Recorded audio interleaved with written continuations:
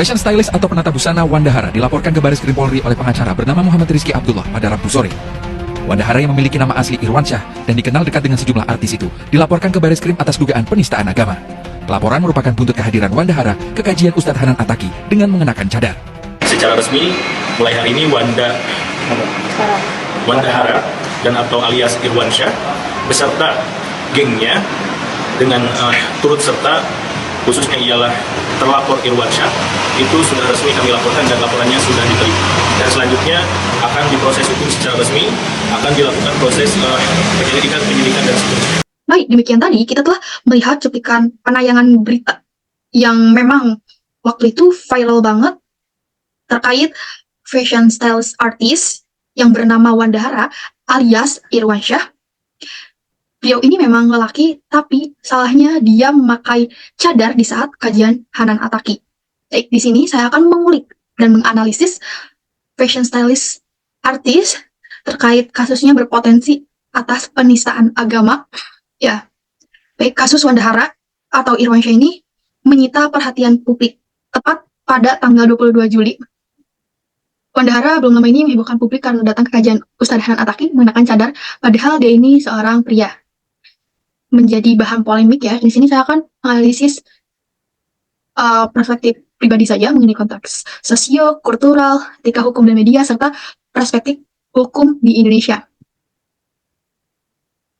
Baik, untuk konteks sosio-kultural kasus Wandahara, untuk persepsi agama kasus Wandahara terjadi dalam konteks masyarakat yang memang masyarakat kita ini beragama Islam akan menjadi sensitivitas tinggi terhadap isu agama. Katanya yang dianggap dia ini sangat melecehkan gitu, kayak kekajian pakai cadar, padahal kan dia laki-laki. Untuk yang kedua, kesenjangan generasi. Perbedaan generasi dan cara pandang terhadap agama juga menjadi faktor penting. Generasi muda cenderung lebih kritis dan terbuka dalam mengekspresikan pendapat, sedangkan generasi tua cenderung lebih konservatif dan berjaga dengan nilai tradisional. 3. Peran media sosial. Media telah menjadi platform utama penyebaran informasi. Sangat pesat penyebaran tentang kasus ini menyebar luas, memicu perdebatan yang intens di dunia maya sehingga memperluas jangkauan dan dampak dari kasus ini.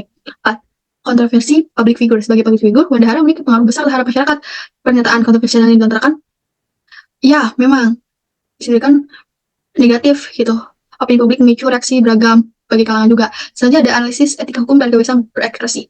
Etika hukumnya penting untuk memahami etika dalam menyampaikan pendapat, khususnya terkait isu agama. Etika mengharuskan seorang bicara dengan bijak, menghormati keyakinan orang lain, dan menghindari bahasa provokatif atau berpotensi memicu konflik. Ya, Wandahara ini memang agak tahu ketidaktahuan sehingga menjadi polemik. Harusnya kan dia tahu gitu. Tidak boleh lah untuk secara pelecehan dianya pakai cadar dan teman-temannya, teman artis itu menormalisasikan kayak biasa aja. Ya, ada kebebasan berekspresi. Kebebasan berekspresi merupakan hak fundamental yang dijamin oleh Undang-Undang 1945. Namun, kebebasan ini tidaklah mutlak dan memiliki batasan, terutama dalam hal pencemaran nama baik, penghasutan, dan penistaan agama. Ketiga, prinsip proporsionalitas dalam konteks etika hukum penting untuk menerapkan prinsip proporsionalitas. Artinya, tindakan yang diambil harus seimbang dengan kesalahan yang dilakukan. Jika pernyataan Wandahara memang, ya, mungkin dia ini telah meminta maaf, tapi konteksnya drama banget gitu. Takutnya menyinggung pemuka agama, dan maka sanksi yang diberikan haruslah proporsional dan tidak berlebihan. Maksudnya peran media dalam pemberitaan kasus Wandahara ini adanya penyebaran informasi. Media ini memiliki peran penting dalam menyebarkan informasi terkait kasus Wandahara. Pemberitaan yang objektif dan akurat sangat penting untuk memberikan gambaran yang jelas kepada masyarakat dan mencegah penyebaran informasi yang menyesatkan. Kedua, analisis perspektif. Media diharapkan memberikan analisis dan perspektif yang mendalam mengenai kasus ini, termasuk konteks sosio-kultural, etika hukum, dan implikasi hukumnya. Pembahasan yang komprehensif akan membantu masyarakat memahami kompleksitas kasus ini. Lalu ada etika jurnalistik. Penting untuk menerapkan etika jurnalistik dalam pemberitaan kasus ini. Media harus menghindari penyebaran hoax, berita bohong, atau informasi yang tidak terverifikasi. Selain itu, media juga harus menghindari bahasa yang provokatif, berpotensi untuk memicu konflik. Selanjutnya, perspektif hukum dalam ini masuk pelanggaran penistaan agama di Indonesia. UU ITE mengatur tentang penyebaran nama baik dan penghasutan melalui media elektronik. Artikel terkait dengan kasus Wandahara adalah pasal 28 ayat 2 UU ITE yang mengatur tentang larangan penyebaran konten. Ya, melanggar gitu. Medianya ini takutnya kan hoax gitu, tapi dia ini aku juga tahu kalau dia ini laki-laki gitu. Ada UU penistaan agama. UU penistaan agama pada pasal 156 KUHP mengatur tentang larangan menyinggung atau menghina agama yang dianut oleh suatu kelompok masyarakat. Ketentuan ini bertujuan untuk menjaga toleransi antar agama dan mencegah konflik horizontal. Ya, memang Wandahara ini tidak speak up atau menyinggung secara verbal gitu, tapi terlihatlah perbuatan dia memakai cadar. Ya, cadar kan fitrahnya perempuan untuk menutup aurat. Kenapa dia menyepelekan dan memakai cadar untuk kajian? Bukannya itu sangat fatal? Itu kayak gak boleh lah, gak dibenarkan juga. Teman-teman artisnya juga menghiraukan. Nah, terus interferensi hukum. Interferensi hukum terkait penistaan agama sering menjadi perdebatan. Batas antara kebebasan berekspresi dan penistaan agama menjadi abu-abu dan perlu diinterpretasikan dengan hati-hati. Memperhatikan konteks dan maksud dari hal-hal tersebut. Media juga.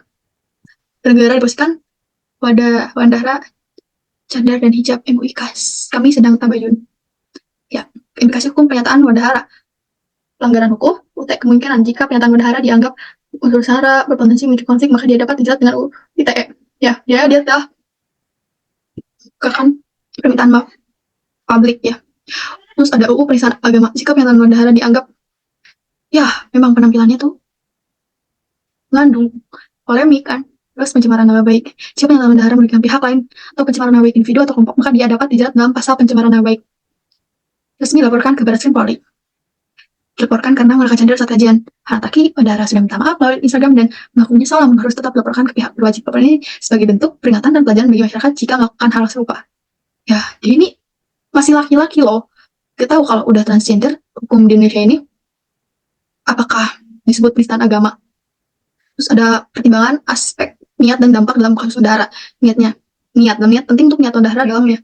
Pernyataannya dan permintaan maafnya apakah niatnya untuk menyinggung atau menghina agama tersebut atau hanya sekedar mempertimbangkan penyampaiannya dan dampaknya itu nggak tahu ya. Ada pembelaan diri dalam permintaan maafnya. Kedua, dampak dari pernyataan harus dipertimbangkan apakah pernyataan perusahaan masyarakat itu berpotensi sengit atau bahkan mengancam kerukunan agama. Kedua konteks di mana masyarakat pernyataannya teksnya dalam mempengaruhi interpretasi dan penilaian terhadap pernyataan. Tanggung jawab public figure dalam menyampaikan pendapat.